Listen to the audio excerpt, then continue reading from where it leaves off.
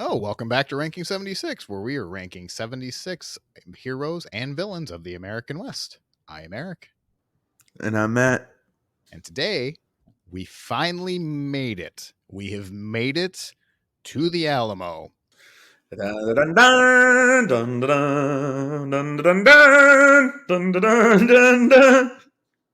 Close enough. I don't think there's a theme for the Alamo, but Hey, now it was there an is. adventure.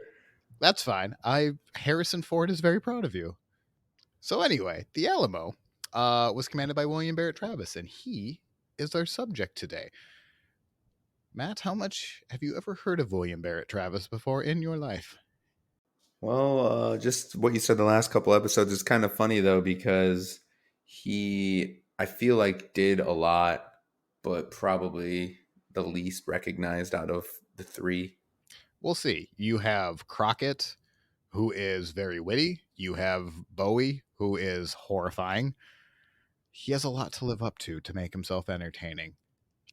Let's see how he does, shall we? Hey. I mean, anyone's better than Bowie, right?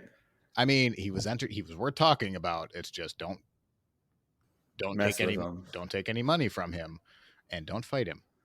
And don't try to kill him, yeah. Yeah, only germs will kill. William Barrett Travis was born on August 1st, 1809. He is one of 11 children. When Travis was very young, his family moved from South Carolina to Alabama. Travis would be educated in a school run by his uncle, where he graduates and then becomes a part-time teacher. You can tell there's not a whole lot on this man's childhood, so we're already jumping into graduation from high school. When he graduates, as I said, he sticks around his school that his uncle runs. That in itself isn't abnormal for older students to stick around and teach the younger ones. William, very exciting, finds his future wife, Rosanna Cato. Part of the issue, you could say, is he didn't have to look outside his classroom to find his future wife. Rosanna was one of his students. I thought for a second you were going to say he didn't even have to look outside his family. Dun, dun, dun. It is Alabama. Heyo. Hey. Sorry, Alabama. Low-hanging fruit on that one. The two develop a love affair, and they marry in 1828. Depending on the timeline, however, Travis may have had that shotgun planted firmly in his back because Rosanna gives birth to their son 2 months after the wedding. How much teaching was going on in that classroom, William? Dang, did he do that with all his students? Jeez. I hope not. Extracurriculars, you know? They didn't have a football team. Yeah, that's it. No football. Now, he's not that much older than him, so like, yes, it's a little bit creepy that the teacher hit on a student, but he's 18. I think she's 14 or 15. It's not the huge age gap, and especially when you think adolescence or 14, 15 is about marrying age for some women in the same. It's not the ookiest thing we've covered, but it should be known. William is a capable teacher, but his ambitions do not lie in education. According to William C. Davis in his book Three Roads to the Alamo, the ambition William hunted for was, quote, the kind of status that only went to two kinds of men, the big planters and the lawyers. Travis does not want to plant anything, so he's going to focus on the law. So where do you focus on the law? He travels with his uncle, and they move to Claiborne, Alabama. This may have been the largest town Travis has ever seen. The bar's not particularly high because there's only about 750 in the town. 300 of those are slaves. However, it is rapidly growing, and it is the county chair for his county. And if Travis wants to become a lawyer, this is the place that he's going to have to do it and study under. He mentors under a man named John Dellett, a native New Jerseyan with a big reputation in the town. Dellett is a graduate of the University of South Carolina, back when college degrees actually mattered. I'm not bitter. And is just shy of his just about to turn 40. Travis isn't the best student, and I think we see with his wife, he maybe was focusing on other things than the books. Travis's strategy isn't really about how much of the law he can learn, but rather how fast he can learn it. Dellett, as part of his mentorship, would have Travis read contacts, give oral examinations, and would allow the young man to observe the courtroom when it was in session. While not in the tutelage of Dellett, William also starts a newspaper. On the surface, this is a pretty influential position. Claiborne, though, hadn't seen 3 newspapers fail within the last 10 years. Travis is still 18, 19 years old and is either unaware of the past failures or the bravado of a male American teenager thinks he can just do a newspaper better. It is assumed that William had to have had some type of financial backing. He doesn't come from a wealthy family, and it's unsure how else he would be able to start a paper without it. Possibly a private agreement with another former editor of a past newspaper in the town. He rolls out the first edition of the Claiborne Herald. It is published under the name William B. Travis. The comes out with the motto, "Thou shalt not muzzle the ox that treadeth out the corn." Whew. It rolls right off the tongue. Doesn't it? I had to really think hard of what that meant. I'm not entirely sure what that means, but it was words. Like all newspaper before and after, William used advertisements as a form of income. He would charge $1 for the first insertion and for a 10-line advertisement and 50 cents for each appearance thereafter. In each advertisement, he left himself a little code in the little corner. For example, the code 35-6T, as in 6, T, would remind William to start on issue 35 and publish the advertisement 6 times. Even on a good month, though, it isn't the fortune William is looking for it to be. The Claiborne Herald would generate about $65 on advertising, not including expenses. In quick order, the teenager started showing some of those flaws. Maybe he understands that this isn't the cash cow, and maybe the effort goes out, or maybe he's completely under his head, because shortly after, misspellings start showing up in the newspaper. Ads would be run too long, and on one occasion, one advertisement was printed upside down. That was the trick of it. That was to get you to buy it, to see the crazy upside down ad. That would be a good way to see if people are reading your ads. It's not the worst strategy I've heard. It's also not the best strategy I've heard. I wonder what the ad was, and I wonder how mad the company was. I don't know. I really... That's why Prince out of print. No one prints anymore. Come on. That's true. So maybe Travis isn't a newspaper man. That's fine. He's mentoring under John Dellett. And he passes the bar in 1829. He's only 20 years old and is ready to do some lawyering. And you would think, being in the county seat, all these people coming in needing legal advice, he would be set. But if you're coming to court, do you really want to risk on a young upstart lawyer, or are you going to go to the more established lawyers in town? Travis and Dellett are by no way means the only lawyers in town. So Travis doesn't find a lot of work. So what do you do when you have a failing newspaper and a just as successful lawyering career? Join the army. No. Worst decision. Steal. Closer. It involves money. Take out a loan. There it goes. I was about to say, your student loans are crushing you right now. I understand. That's going to come up. Yeah, he takes out a loan, and he's unable to pay back his loans. On top of his professional life, not doing so well, Travis and his wife have their child, but also 9 slaves to feed. Unable to pay a $2 tax per head on his slaves or his personal slaves. Either way, he is taken into court. Only to make it worse for Travis is that the prosecution is John Dellett, the guy that he mentored, or the mentor. The mentor, yes. Yeah. It's a cruel world for Travis. William claims infancy on his loans. What is infancy, you ask? Infancy is protections from individuals under 21 who are not legally responsible enough to take or pay back debts. Therefore, William did not think he needed to pay them. And in the court of law, Travis said he was an infant. I declare infancy! I hope he just stood up right in court and that's all he said. But I'm a kid. I don't know. Mr. Travis, how do you plead? Then it was just baby talk. I don't know. I didn't really have a good punchline. William had just turned 21 years old. He's 5'10", 175 pounds, and has a full beard. John Dellett probably looked over at Travis, who was probably looking really smug, like, look how clever I am. Look at this hammer I just dropped. And Dellett probably rolled his eyes. It's like when you train someone and then you're like, oh, the trainee has become the master. He was probably like, boy, did I not teach you anything? Mic drop. And Right. Dellett Ooh, I'm going to school this guy. Dellett just picks that microphone right back up like, oh dear boy. Dellett asks Travis to stand, brings him over the jury box, probably by the ear, or at least in my head, he's pulling him by the ear. Bends him over the knee and spanks him. Oh, no, something else.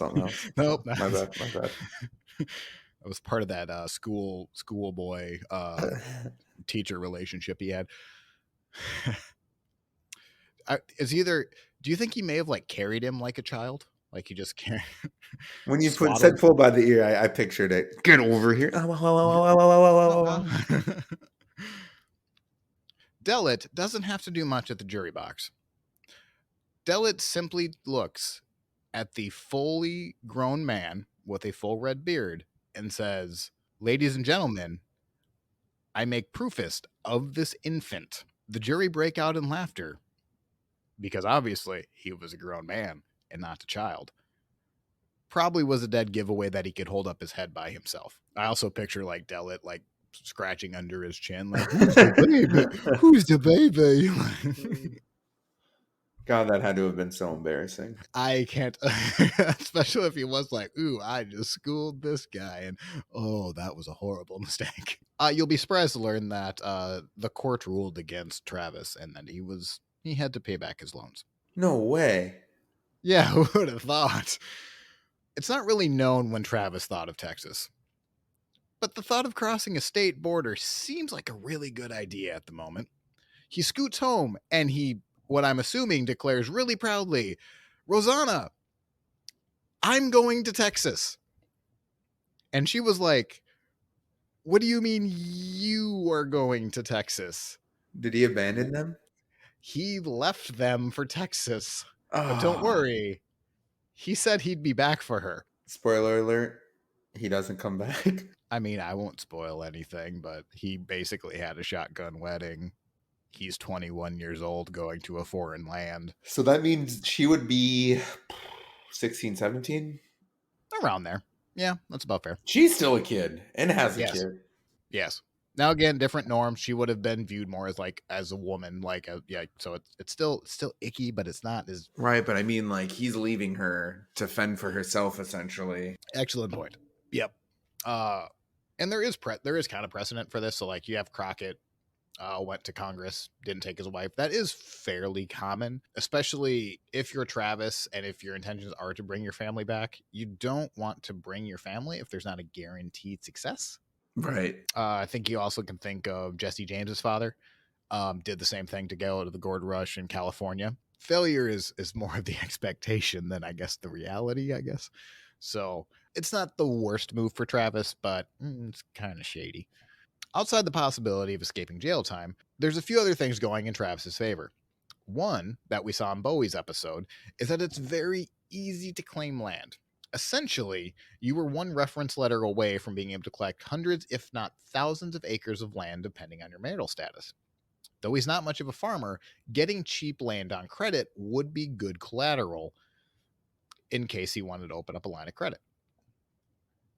In order to get the land, he went through Stephen F. Austin, who will get his own episode. But in recap, Austin basically gets a whole boatload of land for every 100 families that he's able to bring in. He has this power from the Mexican government that allows him to do that.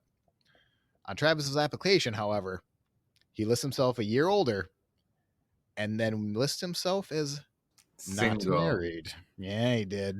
That shyster. He sure is. Probably a couple 100 miles away, a single tear rolled down Rosanna's face. She doesn't understand why, but deep down, she understands.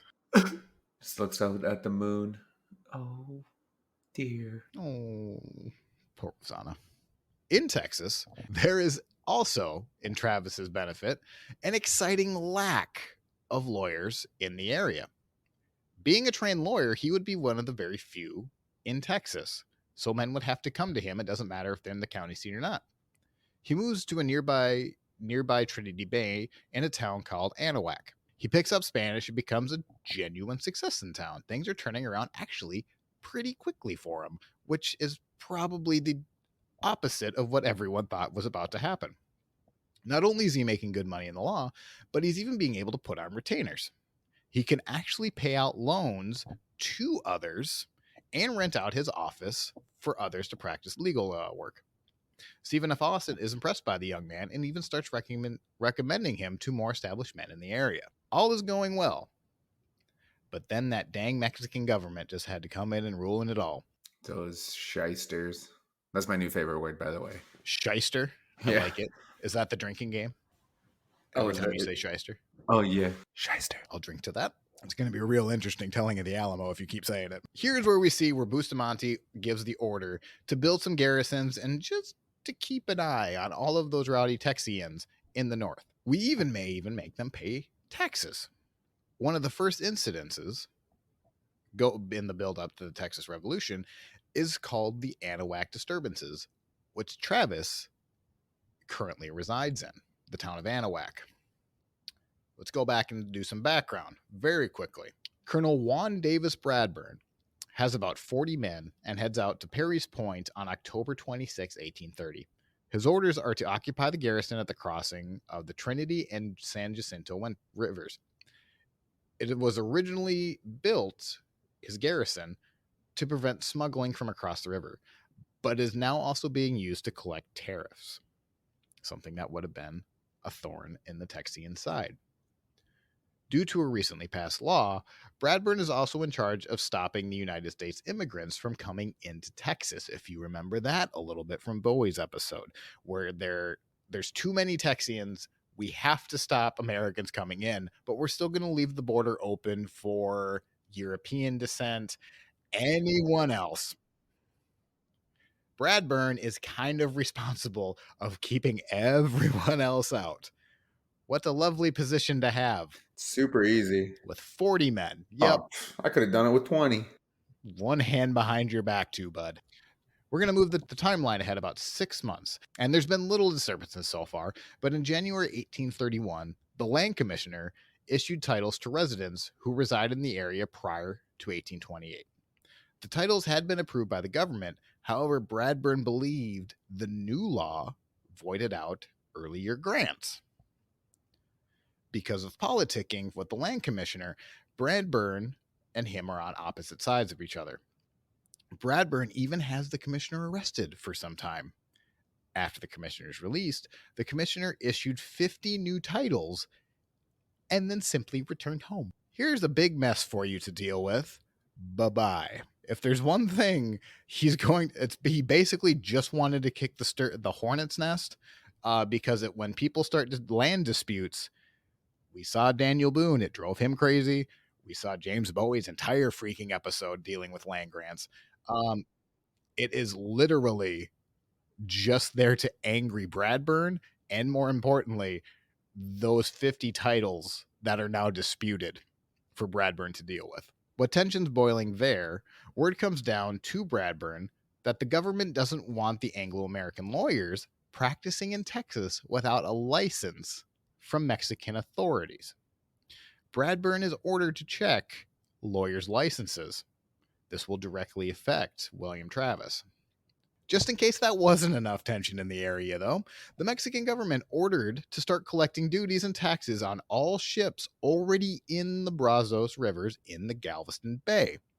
Effectively, it's a retroactive tax. It didn't matter how long you were there, how long you were using it. You now owe taxes right now, please. Bradburn now, thankfully, has about 300 men. 20 or so are convicts. With a combination of petty thievery and an attack on a woman, it doesn't take too long for the locals to start pointing fingers at Bradburn and his men, because the easiest thing we can do is to point at the military with the convicts on everything wrong with our town. There is even a rumor around the town that Bradburn's men were stripping the dead of their possessions after a town went through a recent epidemic, possibly cholera, as we saw in James Bowie's episode. So not only is there just petty theft, attack on a woman, but now they're basically just taking whatever they want from the dead. There's no respect from these people, except the Texians. And one final morale blow to the area, Bradburn is also housing runaway slaves from Louisiana. Bradburn also then gives them asylum. Mexico had never allowed slavery in the area. However, slaveholders would cross the line with not slaves, but their heavy air quotes, indentured servants. Between the revolution going on in Mexico, the slaveholders back about 10 years earlier had basically been able to use this system without penalty. Even if a majority of the population are not slave owners, the sentiment is pro-slavery, and it takes the day. Travis himself, a slaveholder, himself is outraged because Bradburn is housing these runaway slaves. A slave catcher confronts Bradburn and is not successful in recovering the runaway slaves. That slave catcher then runs to William Travis to help recover the runaways. He then hires Travis.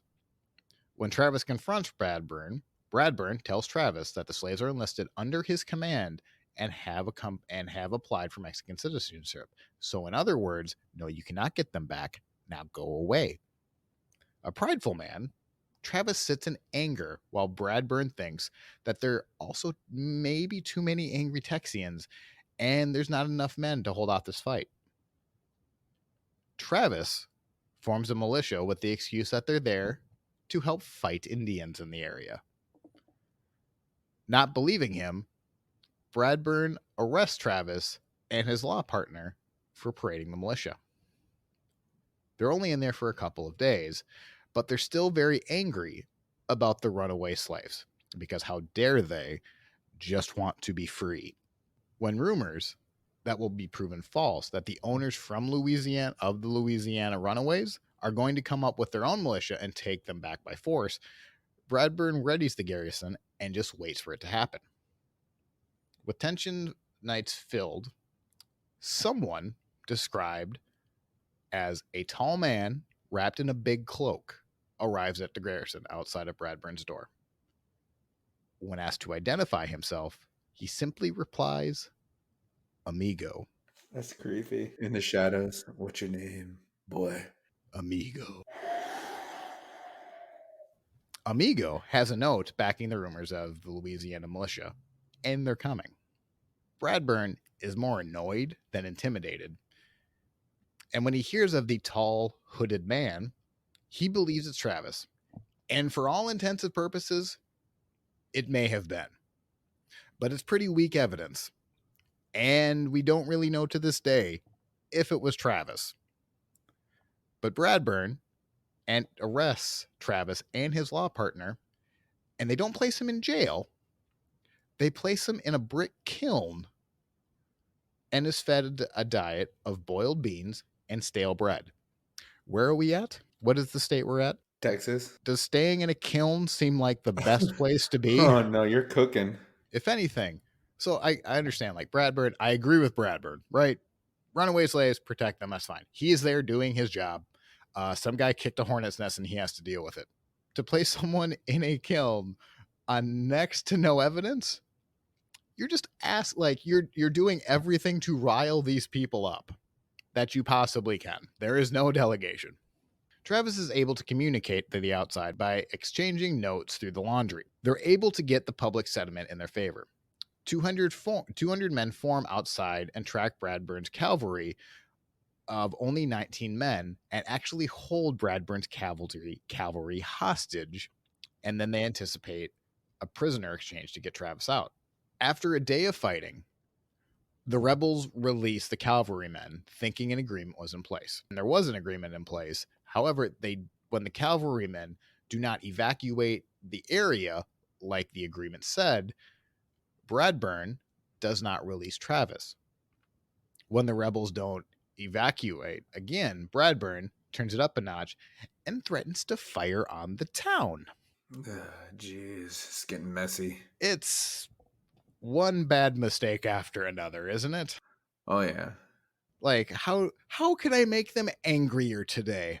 What does he think his Hmm. outcomes are gonna be? You know? He only has 300 men. He is outnumbered. I don't know what he was thinking. He's thinking I'm a military man.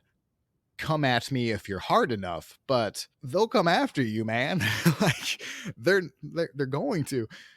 There are a few small skirmishes in the area when Colonel Jose de las Piedras, Bradburn's immediate supervisor, did what we just talked about, believes that the rebels could overrun them at any moment and removes Bradburn and reinstalls the town council. Now, the Mexican government will take away town councils. Think of it as during the American Revolution, like not the Intolerable Acts, but like when they shut down the Virginia House of Representatives. I can't think of it. I'm sorry, Jerry Landry, forgive me. Think of it like that. They shut down so that they couldn't meet.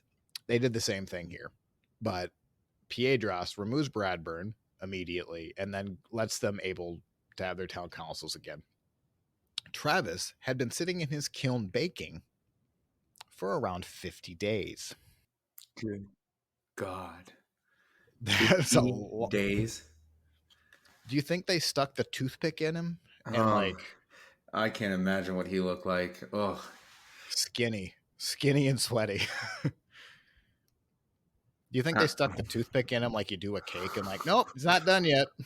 A little bit well, more. just probably punctured it. It was probably like when you cook, what is it, like chicken or turkey for a little bit too long, and it just like has that weird, really like gross skin. Like all flaky. Yeah. I'll go Mm. with that. I thought you were going a completely different way, and I was really questioning how you cook your turkeys. Deep Travis would fry. write, deep fry? Yeah, you American. Travis wrote, soon after his experience, the Mexicans have learned a lesson. Americans know their rights and will assert to protect them. He said that he would not see his constitutional guarantees trampled underneath the Mexican foot. Last I checked, you left the United States, Travis. You don't have constitutional guarantees anymore. You are quite literally not in America. That's what I don't get. Like even with Crockett and Bowie, like I felt like they moved there, but then they still pretended like it was America. Yep. I think that's kind of what the Mexican government was feeling too. Wait a second, we invited you here. No, we're gonna set up like governments, and We're going to do I'm our gonna, own thing. I'm gonna practice American law. Right. Like, there's nothing like I do side with the Mexican government in these cases, like anti-slavery. We just want you to follow our rules, folks. We just want you to live here and not be dicks. I mean, And you're they were giving away land. loads of land. We'll see in 1862, the United States gives out a piddly 160 acres per person. And here we are. You can claim 4,400 by being married to a Mexican woman. You have Stephen F. Austin literally has thousands upon thousands of acres. And it's cheap. It's like $30 5 years from now. All you got to do is work the land. And again, don't be a dick. But They, no, no, it's too much. They're going to come for that $30 tax 5 years from now, and we're going to be outraged. show me where I signed a thing that said I can't be a dick. Oh, William, it says it right here on this application. Remember when it said you were single? How does your wife feel about it? And child. And child? Yes, there's. Now, they're worried about the slavery, really is a big deal leading up to it. That is taxes. Like, there's a lot of different reasons. But yeah, they invited you in here. You're rebelling because of pride. Pride. Anyway, it's easy to forget that Travis is still in his early 20s, 22, 23 around this point. Well, yeah, he just baked for 50 days. He probably looks like he's about 80. That is true. Son, you look 50. You look like hell. What happened? He claims in his. Ooh, what if it was a spa, though? What if they just had the smoke stones the entire time? I keep thinking of like the people, I mean, that like go, let's say, to Florida for a little too long, and then they all they do is sit outside, so they have that weird like leather skin. I just picture that him like that now, just like burned to a crisp. What was it? SpongeBob dried out Yeah. in the kiln. Oh, oh. Like yeah, yeah, you're right, like a sponge. Throw some water on that guy's. He had boiled beans to eat on. How dare you? He was malnourished. What was it? Boiled beans and Stale bread. stale bread. Yeah. It had to be stale. It was still baking in the oven. Yeah, everything they put in there, if you didn't eat it right away, it just burned. Anyway, he's out of the kiln now. It's fine. Why are we worried about him Right. being killed? After being released, Travis moves to San Felipe and comes under the watch of Stephen F. Austin, who is genuinely impressed by the young upstart. And it is easy to forget that Travis is still in his early 20s and claims in his diary that he has won money in 7 straight months from gambling. Just a nice little humble brag in there. However, if he does win 7 straight months of gambling, he doesn't send much of that money back to his wife and child, who, by the way, Rosanna gave birth to another child about 6 months after Travis left. Travis has never met his daughter before. He has 2 kids now. He now has 2 kids. Oof. She had to have known she was pregnant. Oh, yeah. 6 months? I mean, you're 3 months pregnant. Yeah. Well, I mean, I don't know what the instant pregnancy test looked like back in the 1820s, but Right. she must For have had. anyone listening that was around back then, go ahead and let us know. Yeah, Mom, what did you think about that? Got that one in. Take that, Mom. Hey. So she has 2. So he doesn't know. He doesn't even know he has a daughter, right? No, I'm pretty sure he does. Oh yeah, because I'm sure they're still like snail mailing. Yeah, they're absolutely. So he does actually send money back, some of it, but it's mainly from, like, they think it's from his law practices. And he doesn't actually deliver it himself. He sends someone else to give Rosanna the money, and then still doesn't ask for them to come. Now, if you remember me earlier saying there's no guarantee of success, yes, he was just baked for 50 days, but it's kind of successful. He doesn't really have anything else to say. So, or really anything else to hide on, I guess. But one explanation he didn't invite his wife is also in his same diary. Travis brags that he just had sex for the 56th time. Whoopee. Gee. So he's a scumbag and adulterer. I mean, yes, he's not doing well in the family department, if we're being honest. Now, when it says 56 times, it doesn't really know if it's complete BS number, or if after every time they finished, he just said 1, 2. 5. Like, it's also not known if that's how many women he actually slept with. He was known to visit prostitutes, so 56 may have actually been the different women. We don't know. It could have also just been an early 20-year-old bragging some BS. They're known to do that. Travis is so excited by his no life, he even starts writing his own memoir. At 24, what has he achieved at this point to deserve his own memoir? Anyone? Anyone? I'm waiting. You in the back? No? I can't think of one either. And the only thing that makes me angry is that it's 2022 and we're talking about him right now. So who's to say I'm wrong or I'm right here? Say what you will about Travis, but he is moving up in Texian society. Not only partnering with Stephen F. Austin, but he also then meets James Bowie, Sam Houston, and Henry Smith was around at this time as well. Austin leaves to go meet with Mexican officials in Mexico City to get separation from Coahuila, a nearby county. Again, Austin isn't completely on board with the Let's Leave Mexico site or the Let's Leave Mexico campaign yet, because he has it set pretty well They just want tensions to be resolved. Right. They want things to calm down a bit. Stephen Austin Stephen, is well, yeah, because absolutely he's got yes, a ton of land. He's got a sweet gig. He's yes, living the life right now. Why? Don't rock the boat, guys, please. kind of. It's very similar to the U.S. Revolution, where you have some that do and some that don't. You also got to think it's easy because we've been saying that Americans have been filtering into the area.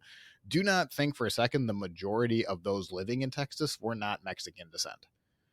It is still it is still the country of Mexico. That is the majority. So you do have a lot of Tejanos, Mexicanos, that kind of thing. So just keep that in mind. It isn't just a bunch of white dudes and their slaves.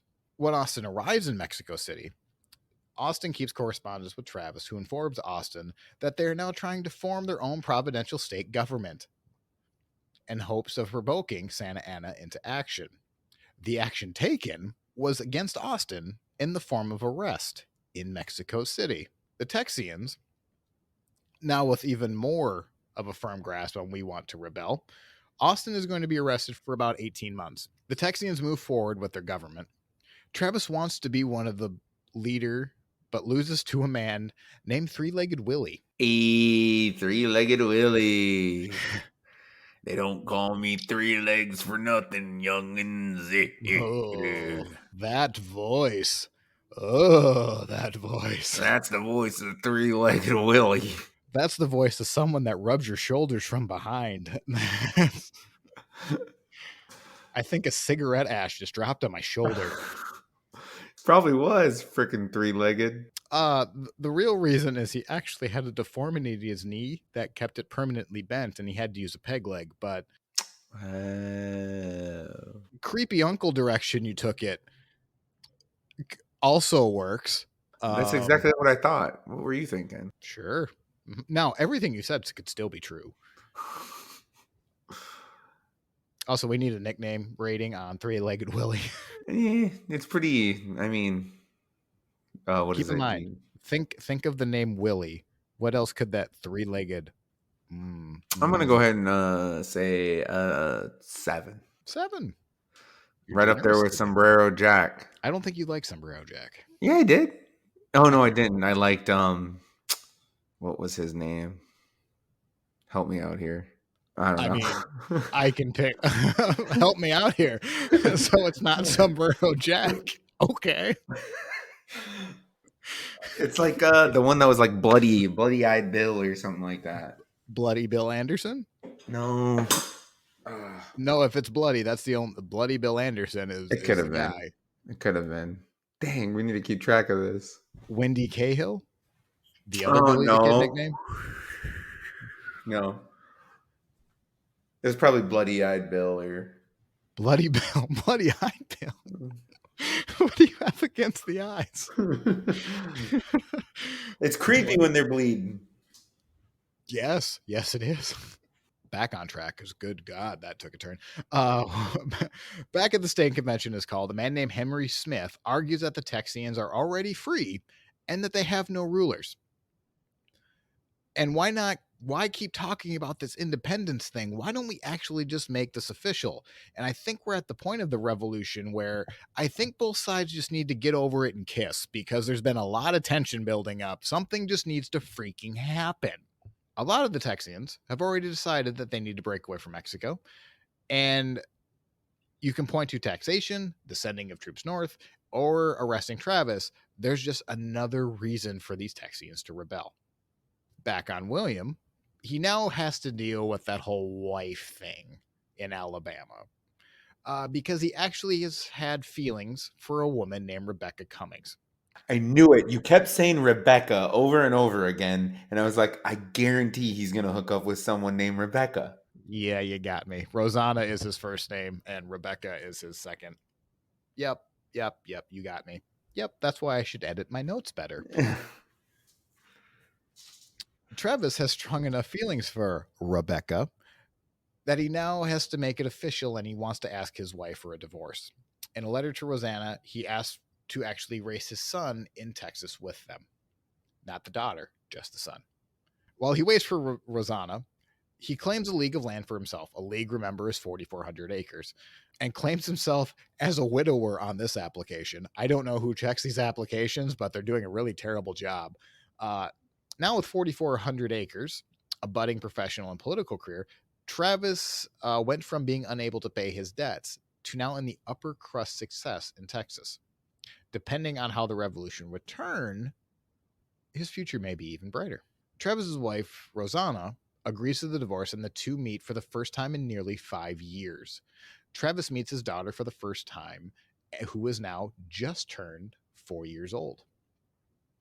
Rosanna leaves with their son. Charles stays with Travis for him to raise, and it would be the last time Rosanna and his daughter would ever see Travis again. Back to Texas. Austin is released from prison, but is left in bond in Mexico City until May 1835. Santa Anna started seizing Texian ships to collect customs and also to help reduce smuggling. Anyone suspected of smuggling would be held for an indefinite period of time.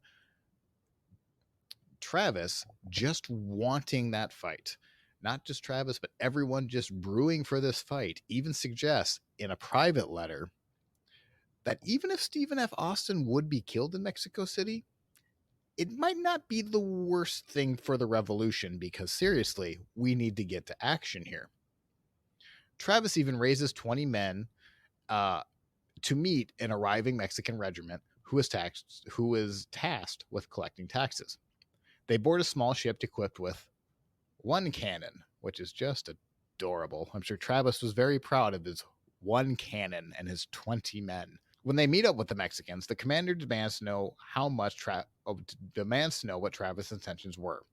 Travis just demands for their surrender. What are you doing here, sir? We're here for you to surrender.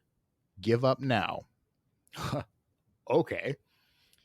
Now, the Mexican commander wants the knight to think on it, thinking like, he only has 20 men on this boat. I'm sure there's more, but we'll think of it. Travis refused, saying in 1 hour he was going to attack, clearly trying to avoid a fight.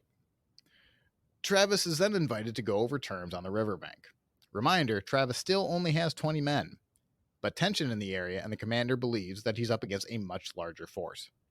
When the commander asked Travis for more time, again, Travis refused, saying that in 15 minutes, he would put every man to the sword. The good news for Travis, this bluff works. Travis terms to surrender all public land and for the commander to never return.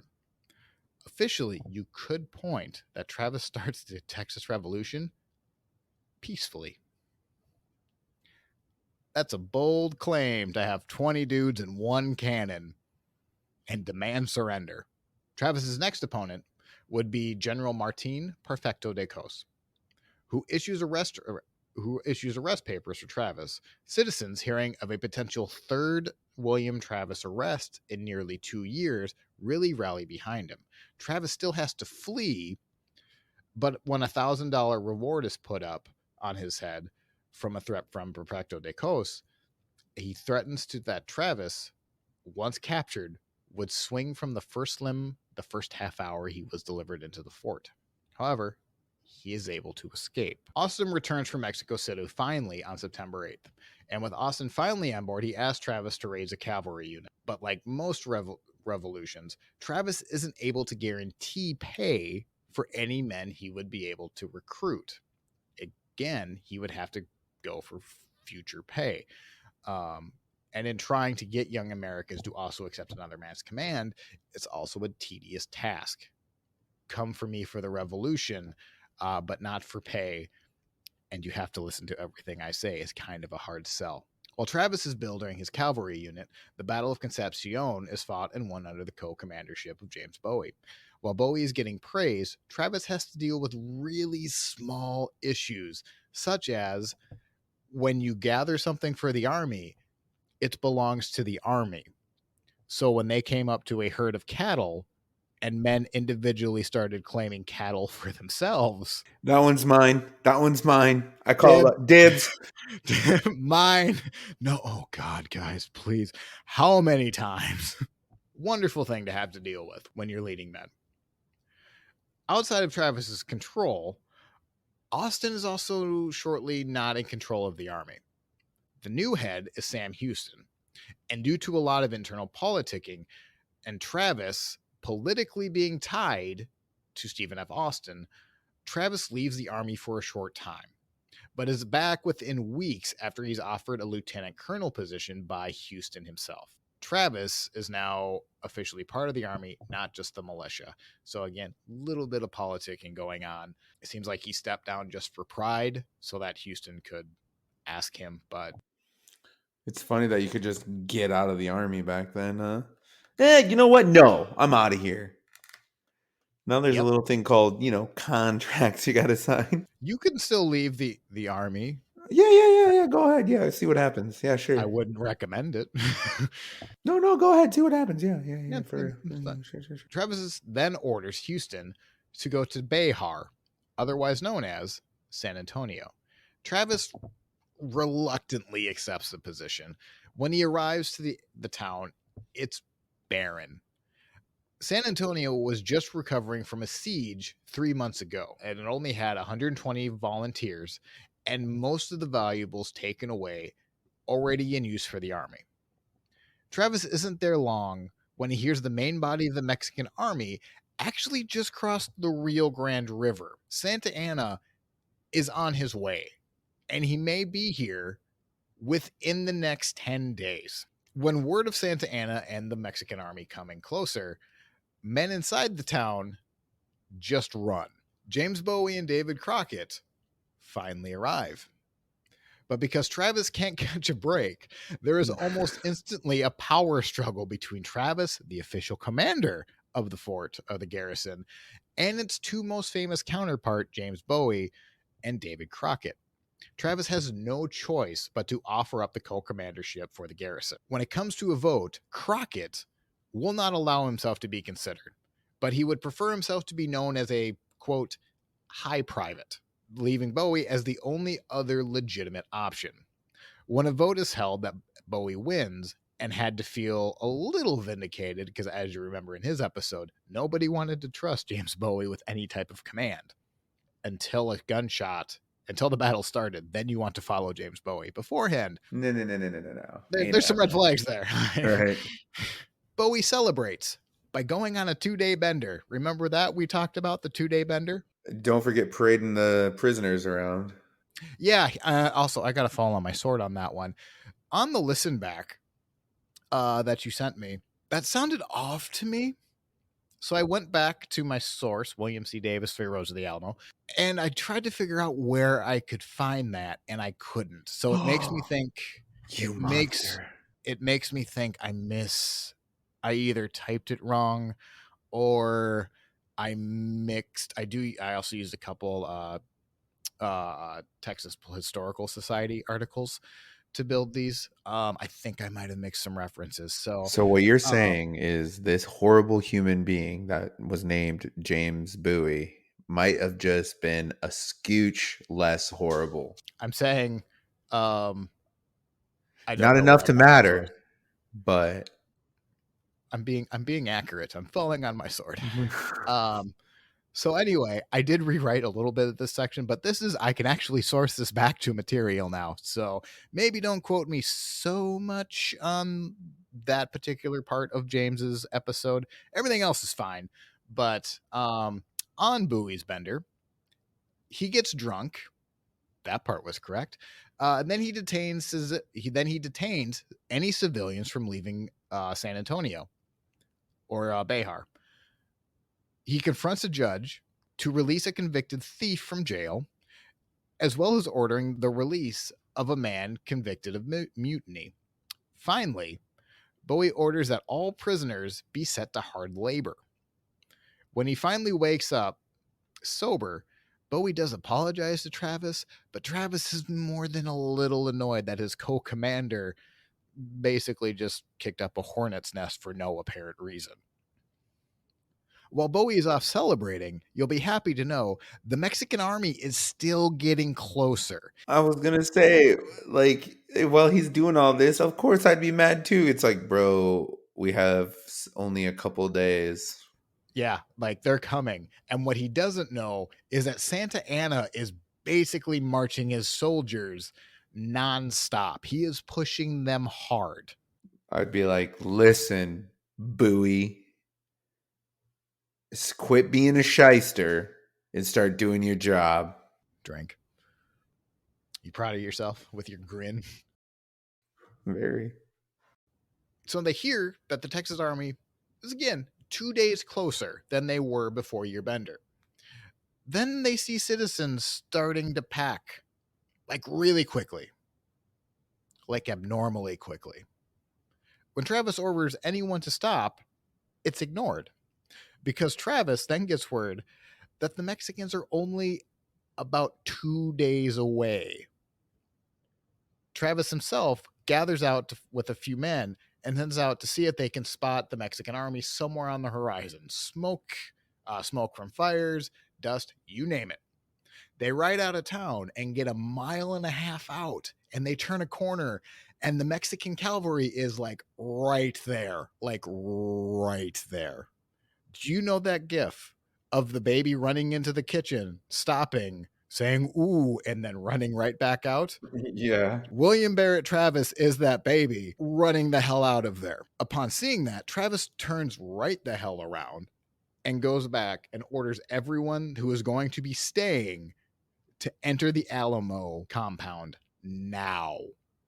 They're not coming. They're here. Once back in the compound, Travis writes like crazy for reinforcements, claiming that he has about 150 men and is willing to defend it to the last.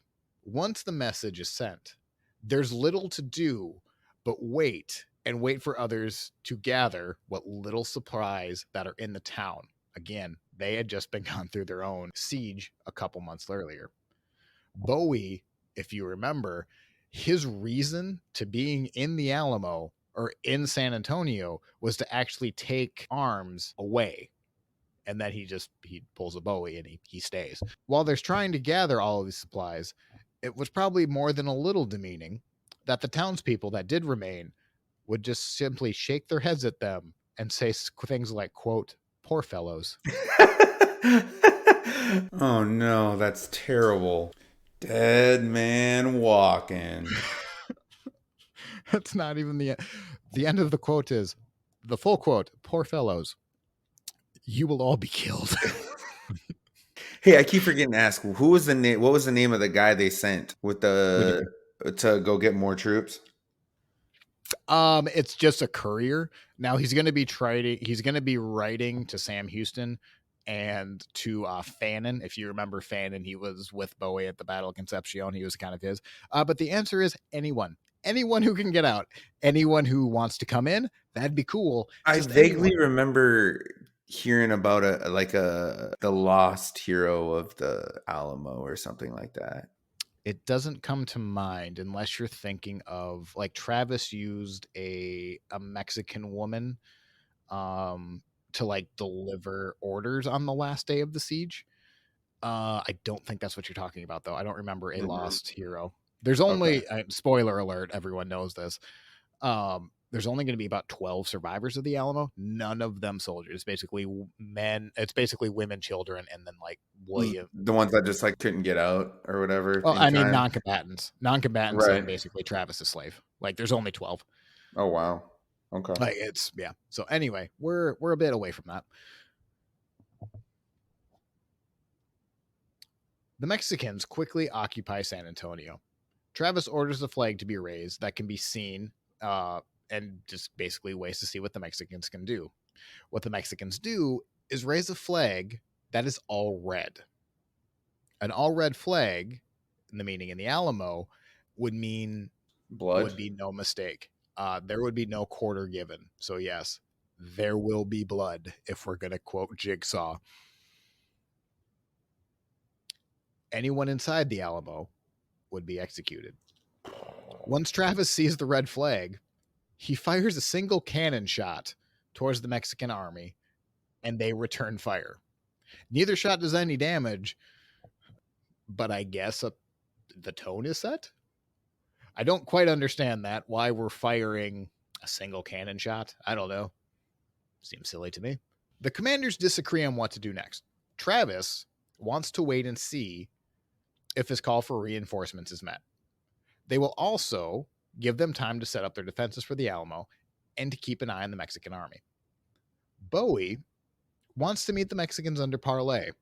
And if you remember from Bowie's episode, He did so without Travis. he sure did. Bowie takes it upon himself to write across enemy lines asking for a parley. Bowie dictates in a letter that when he is finished, he is reviewing the letter. The translator, out of habit, wrote basically at the signature line, God and the Mexican Federation. Bowie crosses out the writing and instead puts God in Texas. Oh And that's gosh, Bowie, man, he's a freaking goob. tell that to his face. I will. Where's he You buried? won't. Hey. I'm not gonna say it to a live Bowie. You kidding me? You dang right you won't. I don't know why every time I see God in Texas, in my head goes this like the song "Deep in the Heart of Texas." I don't know why. You're all welcome for getting that song stuck in your head. Anyways, the request that Bowie sends for parley is hit with pretty much a firm no. If they did not immediately come out and discuss terms of surrender, the quote rebellious foreigners, to whom there is no recourse left if they are met to save their lives, then to replace themselves immediately at the disposal of the supreme government. We are the supreme government. We will come and destroy. They do sound like the. I'm not a big Star Wars guy. They do sound like the Sith. Those are yes, the Sith. They sound like Did you say the Star Wars or Star Trek? Wars. Okay, you're right then. Okay, I was very nervous. I thought you said Trek for a minute, and I was about to just flame you. I don't know. I don't know. I'm sorry. If my ignorance showed up, I'm sorry. Between the red flag being raised and now this letter, there's really no point in surrendering anymore. The likelihood of anyone being executed was pretty high. The only way to make it out of the Alamo would be to fight out of it. Travis is pretty annoyed with Bowie, but he does send a responding letter back. The letter said that if Travis fires a cannon, that meant that they rejected the Mexicans' terms. As soon as the letter is sent off, Travis gives a speech to his men urging the men to never surrender. And then he orders them to fire the cannon.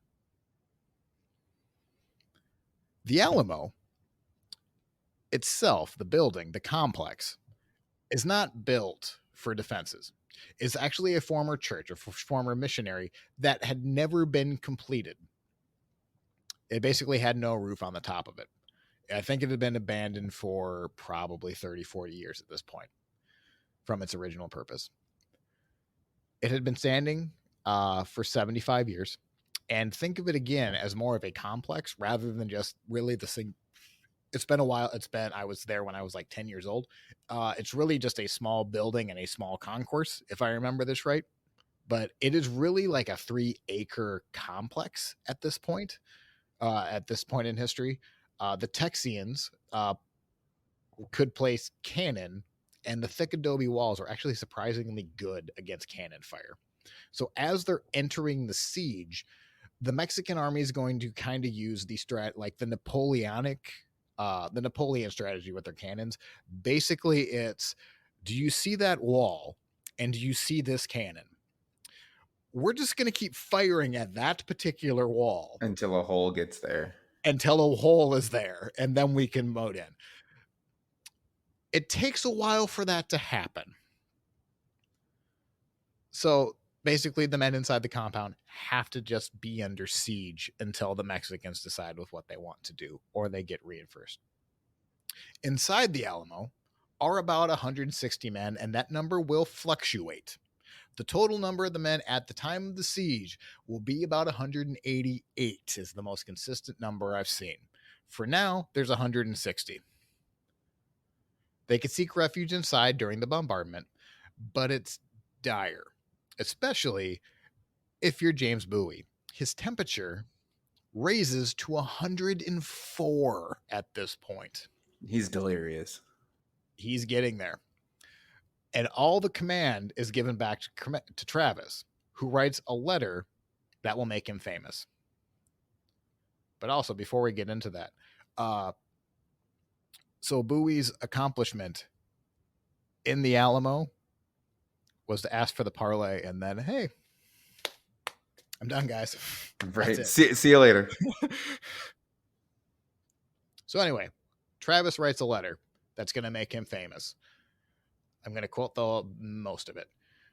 February 24th, Travis wrote, I am besieged by 1,000 or more of the Mexicans under Santa Ana. I have sustained a continual bombardment and cannonade for 24 hours and have not lost a man. The enemy has demanded a surrender at discretion. Otherwise, the garrison will be put to the sword. If the fort has taken, and I have answered the demand with a cannon shot, and our flag still waves proudly from its walls, I shall never surrender or retreat.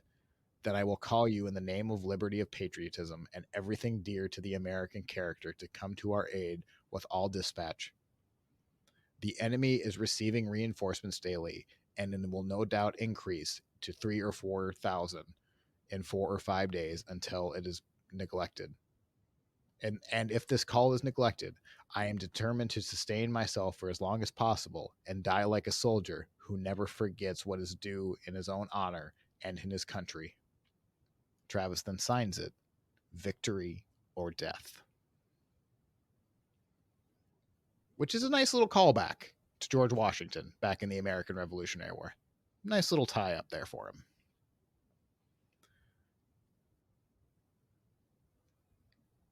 Constant bombardment keep the men up through the night and in between the impact of shells.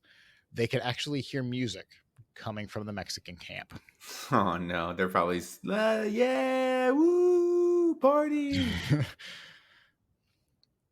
The men inside have to spend their time wondering if the next shell is going to come crashing through their room. One morning, Travis sees 200 Mexican men running down the San Antonio River, hoping to outflank the Alamo. When fire is traded for about 2 hours, the Mexicans are forced to retreat, and actually 8 Mexicans are killed. Crockett was seen encouraging the men to keep their spirits up during the fight, which really Crockett turns into more cheerleader than anything. Again, he's high private, but he is the guy that's like entertaining them at night for with all of his stories, all of his ridiculous stories. He's also kind of going up, patting them on the back, keeping them going. During the day is the bombardment, and during night, they essentially, we'll go into this in a little bit, but they essentially have to repair the damage from the day and then just to repeat that. When you're under siege, again, the whole point is just to kind of, when Try you're to outlast. siege, yes, you're just trying to outlast. Well, you only have so many supplies. Travis struggles just getting men like messengers to come out. For the most part, there's going to be a little bit of an exception here in a second, but just know it's not fun in the Alamo. It's constant work, and then just being able, like, hey, it does the next impact kill me? Like, it's not fun. Travis writes to Houston again, pleading for reinforcements, saying that he's willing to be the sacrifice, but it would be really cool if you would just send some reinforcements. Huh, buddy? That would sure be great. Literally anyone. Send someone, please. Frustrated, the Mexicans spend the next day trying to find weak points in the walls.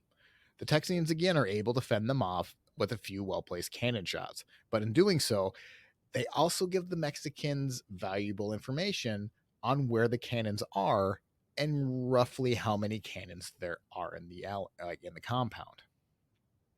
Bowie at this point is now on his deathbed and can only be paraded out for a few moments before having to be head back to his cot.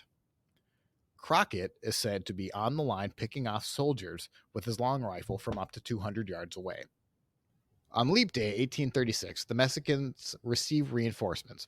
Santa Ana then offers amnesty to all of those in Mexican descent in the Alamo. So we also got to remember it's not just a bunch of white dudes in the Alamo. There's a lot of mixed race people in there, Mexican descent, so on and so forth. Santa Anna is essentially giving them a way out.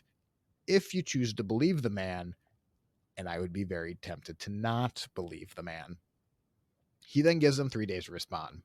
This does have the intended action, and some of the men take him up on the offer and filter out. But in a turn of luck for Travis, later that morning, on the morning of March 1st, about 80 men actually find their way inside the Alamo. 80 itself is not a particularly large number, but in the grand scheme of things, it does kind of give them hope that maybe reinforcements are coming. In reality, the men weren't sent from Houston or from Fannin, the other person Travis has been sending messages to, but instead they were inspired by Travis's victory or death letter that had been published in the newspaper, and that was now making the rounds, which I'm sure really made him feel great. Yeah. So at that point, I'd be like, okay, they're not coming. Right. I mean, I'm glad I inspired you guys. 80 is better than nothing, but I really needed you to be from Sam Houston. Speaking Houston and outside the walls, Sam Houston has done nothing. He hears of Travis's letter, and guess what he does next? Nothing. Why, though? Because he doesn't care. No, it's fake news, obviously. There's no Mexicans there. He doesn't believe it. Sam Houston writes, quote, "A fraud has been practiced upon the people by the officers of the frontier for party purposes. That there is not an enemy on our borders." Oh no. Quite literally, fake news. So he made a. Did he think? Did he for real think there was none there, or did he just? To continue, Sam Houston, why did Sam Houston believe Travis was lying? Because he thought he was playing politics.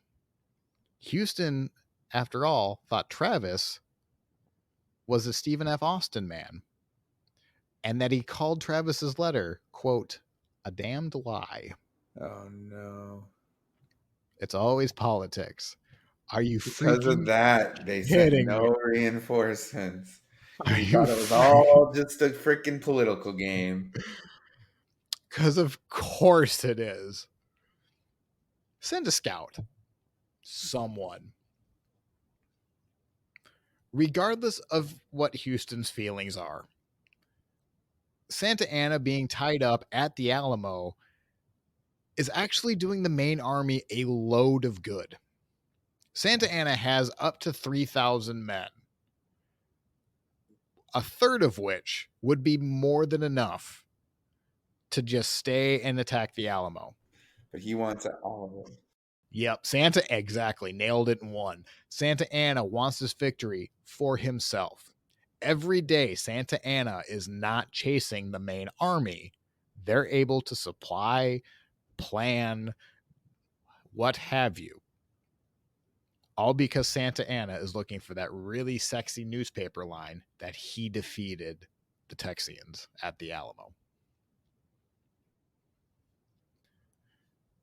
Back inside the walls, Travis is just trying to buy more time. And Travis knew there were only 200 men inside the Alamo. Travis sends men outside to ruin earthworks that the Mexicans had put up during the day. After that, all Travis can really do is wait, sitting as the army, sting the army where he could, hope that they don't attack, and really, really, really hope that Sam Houston or Fannin send reinforcements.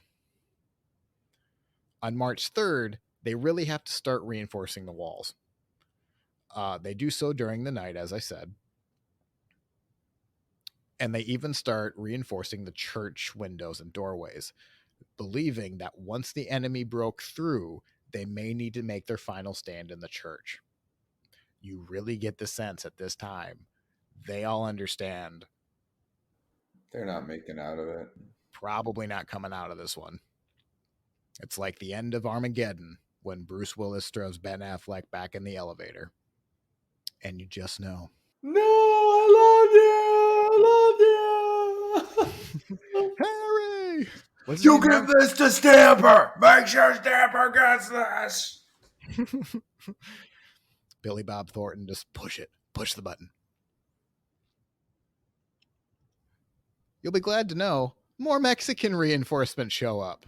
Oh my God. Travis receives a letter saying that somewhere between 60 and 300 men are coming for reinforcements, but not from Houston. The men can only hold off for a couple more days. More letters come in saying that more men will be showing up, and that the Alamo soon may have 850 men in the fight. Finally, maybe, but possibly, Travis gets a letter from Houston. It's not confirmed. We don't really know if it actually existed, but if it did, historians believe, that Houston just asked Travis to come to the main army. Thanks, Sam. I would love to come join the main army, but there's 3,000 Mexicans right outside the door. How do you propose I do that exactly? Travis's other landline was Fannin, who Travis had sent several expresses to, and Fannin himself did not send Travis a single reply. I'd like to think Travis was reading the bottom of his iPhone and even saw the message was red, and there was just nothing Left him coming. on red. The worst possible situation. You up, Fannin? How you doing, sweetie?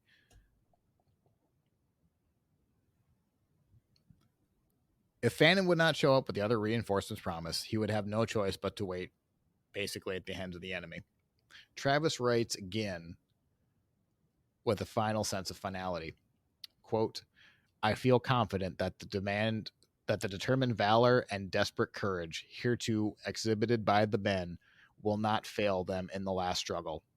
Although they may be sacrificed to the vengeance of the Gothic enemy, the victory will cost the enemy so dear that it will be worse for him than defeat.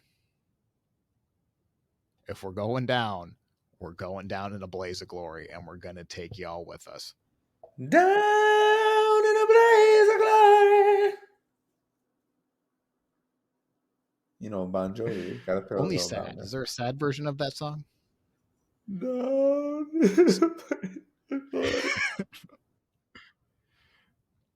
Now picture that, because Crockett would be playing his fiddle. Now picture that song on the violin or on the fiddle.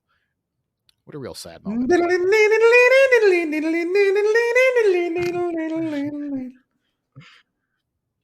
The devil went down to Georgia? Oh yeah, they were a couple states away. They're there, but Charlie Daniels wasn't.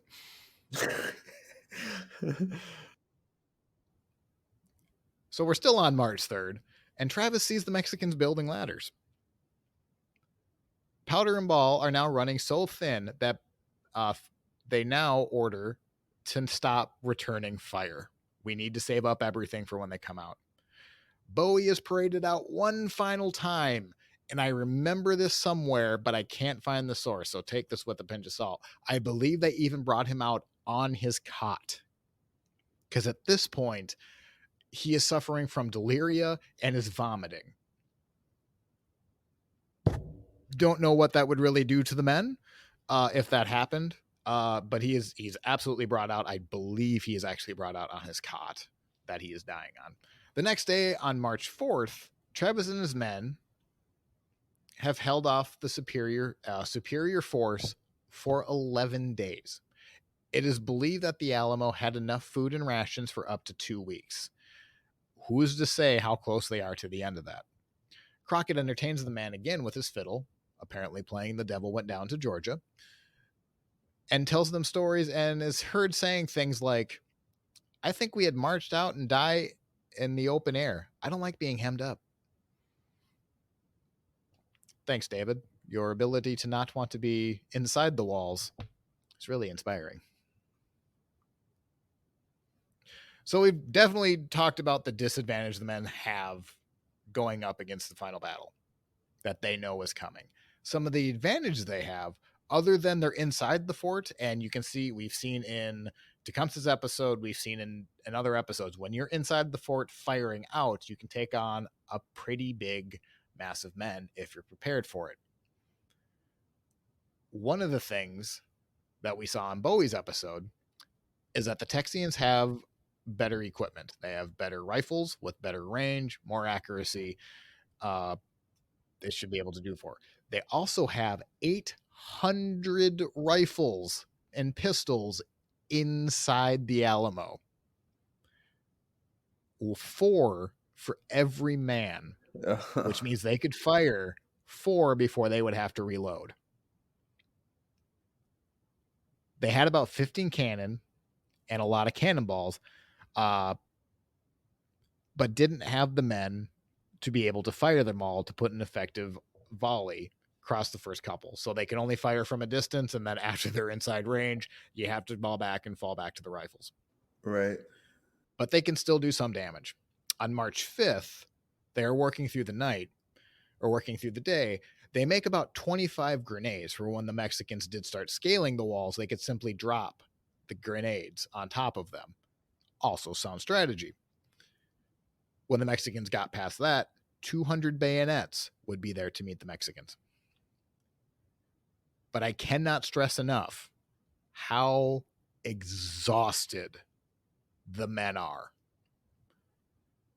They had been constantly bombarded for 13 days. Working through the night to repair. Right.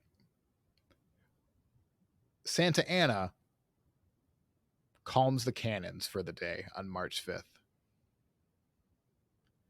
It is the first peaceful night the men at the Alamo have had in nearly 2 weeks.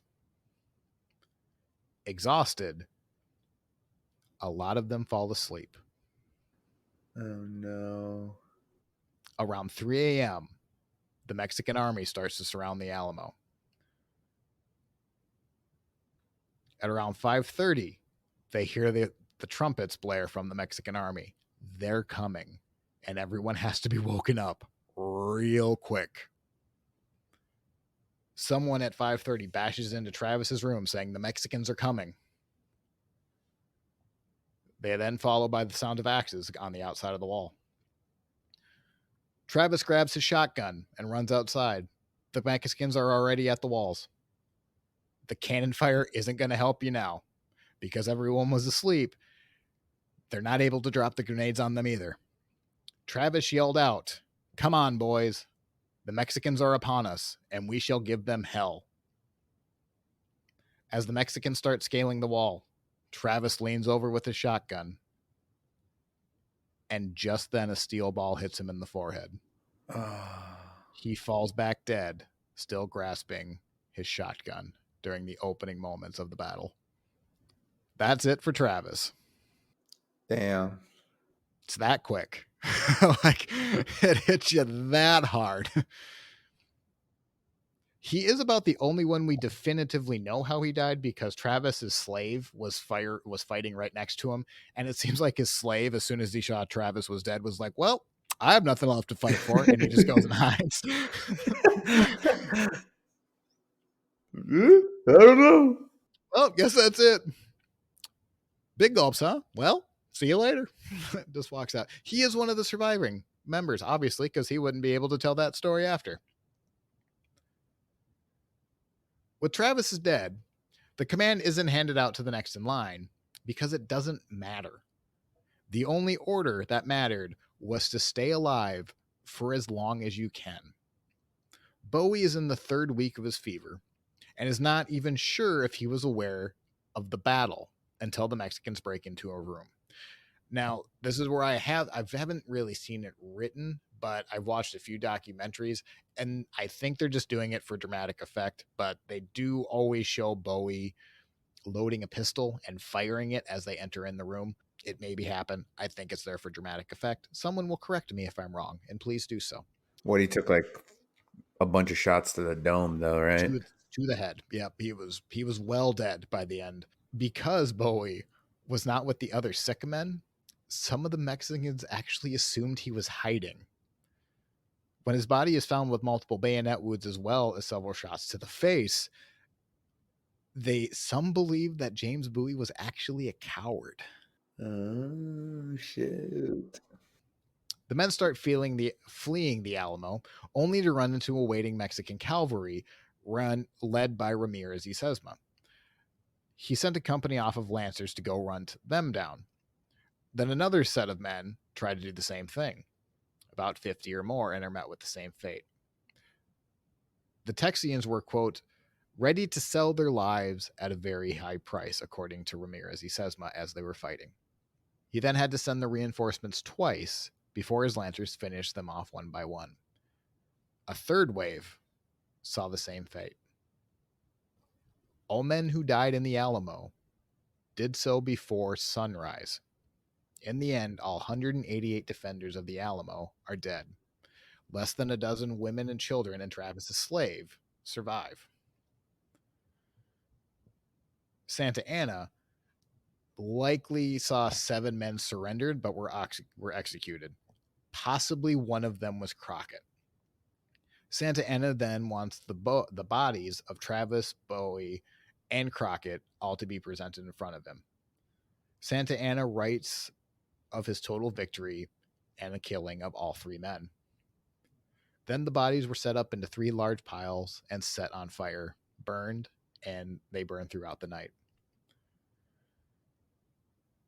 Travis's last courier to Houston reaches Houston at this time, and in the letter, Travis describes the experience as thrilling in the letter.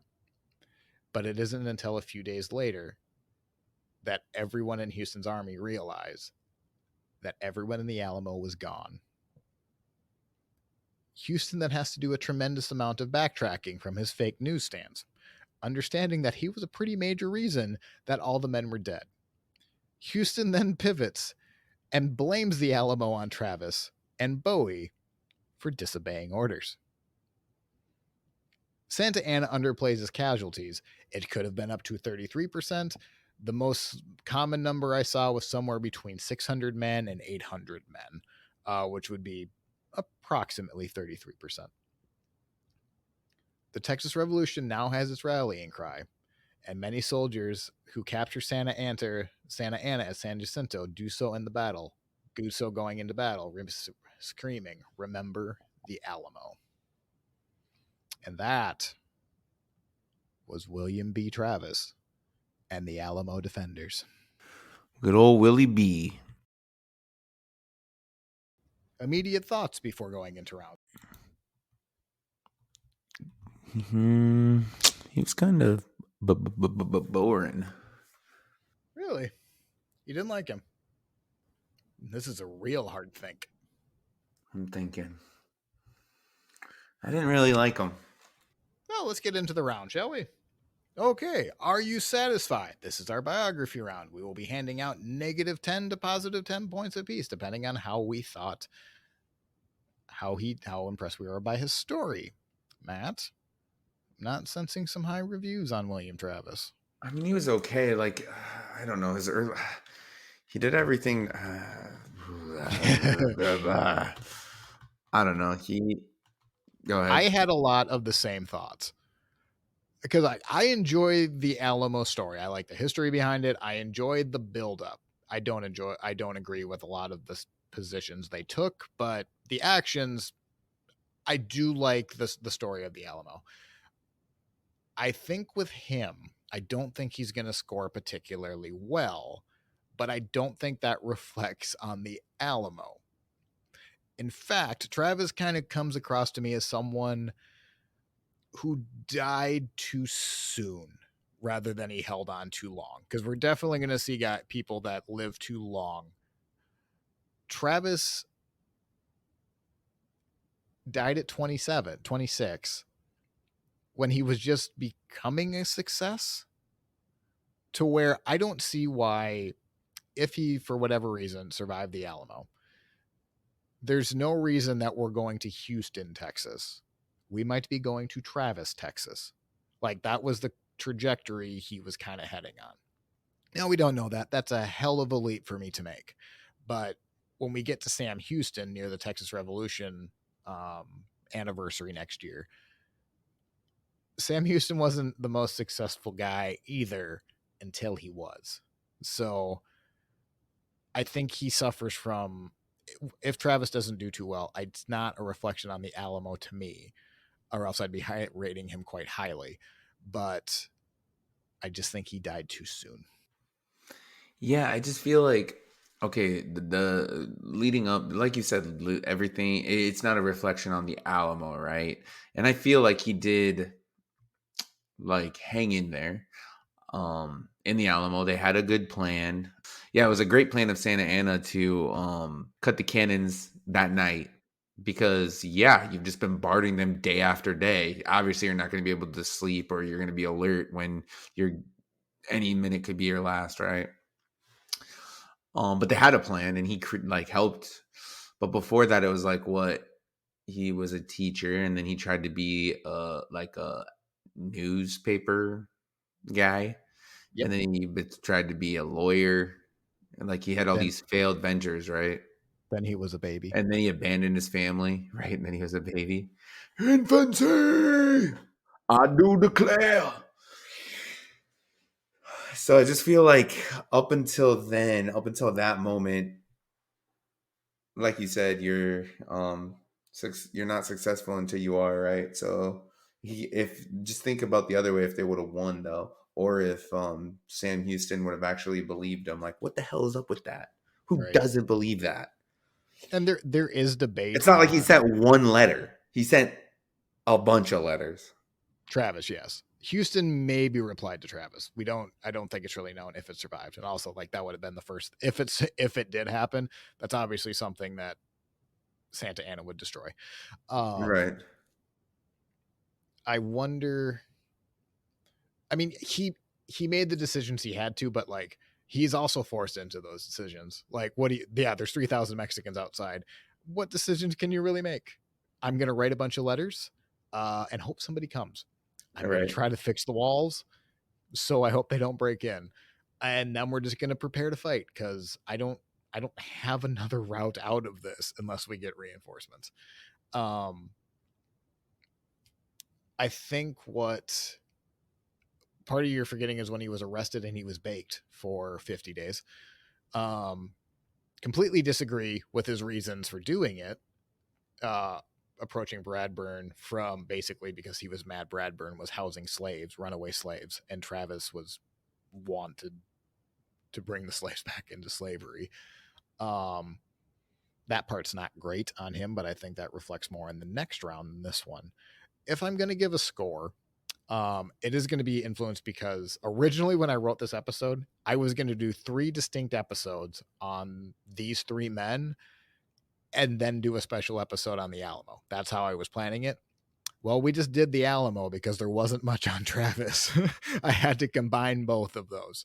So, um, with his life, it's fine. I'm going to give him some credit because I'm going to go with I like the story of the Alamo. So I am going to give him a 4 because I like the Alamo.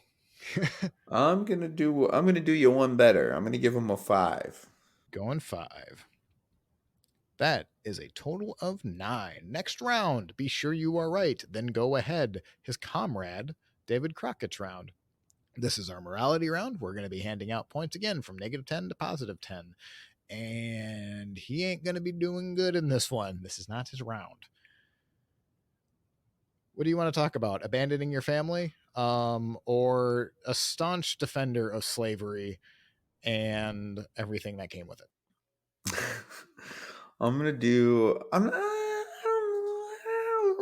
You know what? I'm gonna go. Before you give your score, I do think we have a little bit of a precedent because it's horrible to like put a again, if we could all judge slavery in the present day, yes, everyone would be -10. That doesn't leave a very interesting. So, like, we're doing it with a bell curve here. Other men that have been penalized for morality, David Crockett got a 6, mainly for again not being with his wife, but also he was a slave owner.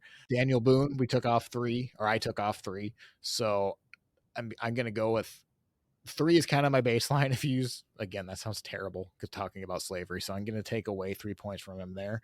But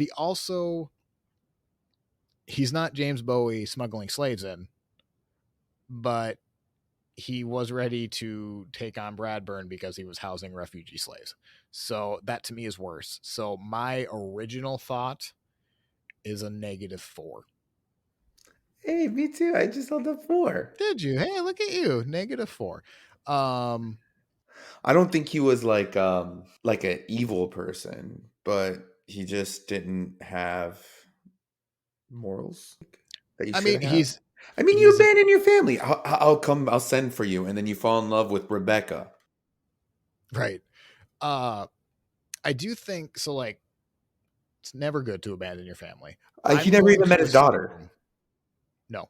Well, he met her once, then he died. Um, I think what it was a shotgun wedding. So like Rosanna was pregnant, and I'm sure he was that Her shotgun, like I dad could said, have was been. planted firmly in that back. You marry my girl. You hear? So who's to say they were very young? She was pregnant. Who's to say she wouldn't even be in the story past that if she wasn't pregnant? Like I don't Right. think they would have gotten married. Um, again, still your family. Still shouldn't abandon them. I think -4 is still fine with him, but for our scores. Mm-hmm. I agree. Next round. To hell with the consequences. This is our crazy or clever round. We're going to be handing out points again from -10 to +10, depending on if we think he was crazy, which would be the negative side, or if he was clever, the positive side. And I don't think he was clever. I don't think he was crazy either. He's kind of just, he made the decisions he had to. Then I'm he gonna sat do in an like oven. a. I think I'm gonna give him like a 2, just because I thought like he came up with a pretty decent plan for when they invaded or when they broke through. Yeah, I just wish like there's no way for them to know if when the Mexicans are going to attack, but like maybe the cannon fire stopping for a couple hours should have been a Yeah, you should have known like something was up. Like, hey, this is maybe they're letting us sleep. yeah, I mean, again, they're exhausted. I mean, I'm not going to judge them for that. They're on day 13 of a siege. That wasn't fun, but um, yeah, I don't think them being up would have changed the outcome. It just maybe they really how many. I'd like to know how many men they would have taken, like Yeah, with them. with dropping the grenades and having his strategy. But I think 2 is fine. I might go 3. Um, because I think he is more politically savvy um than we really covered. But obviously, if I didn't tell you now, he's not. You know, there's no way for you to know. But I'm just gonna go 3, and that's gonna give him a score of 5 in this round. -8 in the last round. So William Barrett Travis is sitting at 6 whole points. So that means he is sitting in positive. So we are going to continue to add points to his score. If he had been -6, we would continue to subtract points from his score. But now we're going to head into draw. Draw is how screwed are we if we were to meet him in a duel? We're going to hand out points from 0 to 10. I'm gonna say like a 2. I don't recall him killing anybody. I mean, I know we're getting into that in the next round, but I don't think so. I don't think he was. I don't think we'd be all right. I think we'd be all right. Are we anti-slavery? Because he would fight. That's about the only thing I can think of. Right. And we would lock him up for 50 days. Let him bake. We gave a 5 to Calamity Jane. Do we few do we so I'm more scared of Calamity. so you gave her 3. Yeah, and I said what, 2 for him? Also, keep in mind, we might want to redo our scores here for Wild Bill because Wild Bill did very poorly in this round. We gave Wild Bill Hickok and Billy the Kid a total score of 5. We each gave 3 and 2 apiece. So Wild Bill was not a threat. He's a good guy. he was a good guy. And Billy the Kid, again, I stand by our logic, our reasoning. But looking at previous scores, I think I don't think you're gonna go 3. You're going to, yeah, 2. 2 is fine. I don't know what score. He doesn't do a lot of fighting. He does a lot. It's a lot of political fighting, and then there's a big fight at the end.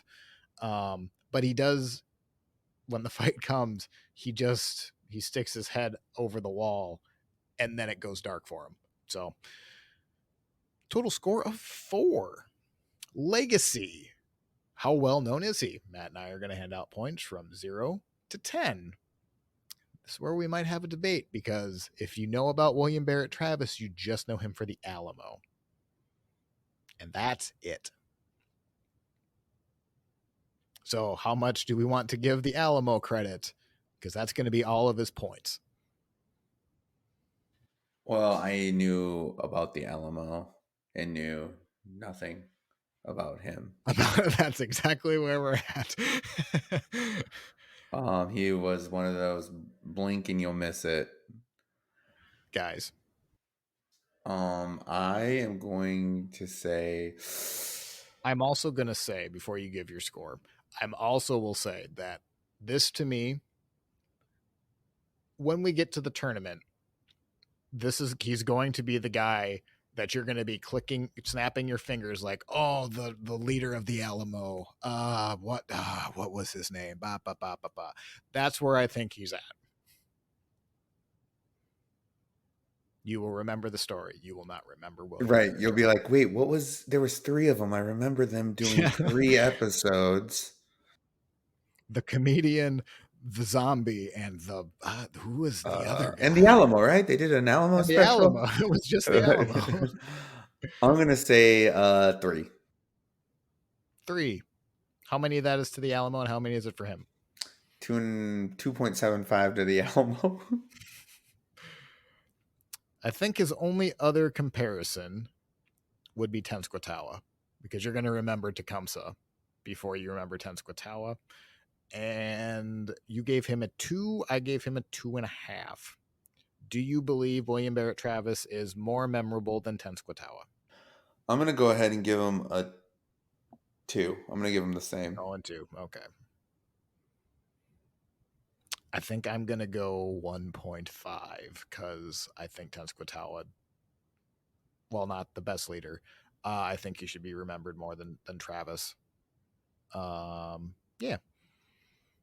Death bonus. We're going to hand out bonus points from 0 to 2. And if we think he had a cool death story. And like the last 2, he died at the Alamo, so the place is memorable. Well, I thought how he died was actually kind of memorable too, like leading the charge, Yeah. First He one to didn't shy die away. probably, or one of the very few first to die. That's a good I'm point. gonna do 1. 1. I match all of your reasonings, but also there's a little bit of, oh, that's it. Right. Let's go. Yep, that's a cut off mid sentence. And then I love the thought of his slave being like, well, guess I'm free. Right. Bye, everyone. Yeah, right. Like, okay, I'm good. See ya.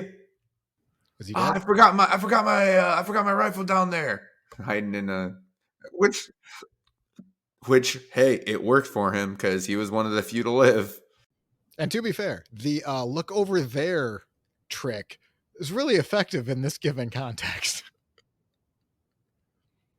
Counting coup. Wait, you never said your score. 0.5. Half point. Okay. Sorry. Okay. Yep, 0.5. Sorry. Total score 1.5. Counting coup. This is our confirmed-ish kills. He was a soldier. I was going to say the 1 point, point 1.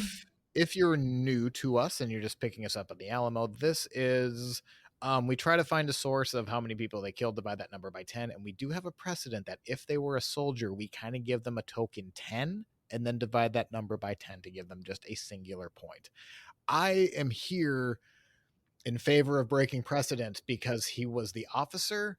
He didn't really Right. like he was Was going he to in any kill. battles besides the Alamo? He raised a militia during Concepcion. During the like literally as the fight's happening, he's dead. Like before he can pull the trigger. Right. Maybe he fired. Maybe he fired a. Do we give him one in the hopes that his shotgun fight, his shot, he was able to No, pull the I don't trigger? think he killed anybody. Not even a point one. Nope. Nope. Okay, well, 0. I agree with that. I think that's fine. That brings before I say the score, I like the Alamo, everyone. I enjoyed the story. I know there's some people that don't like the Alamo. I enjoy the defending of it.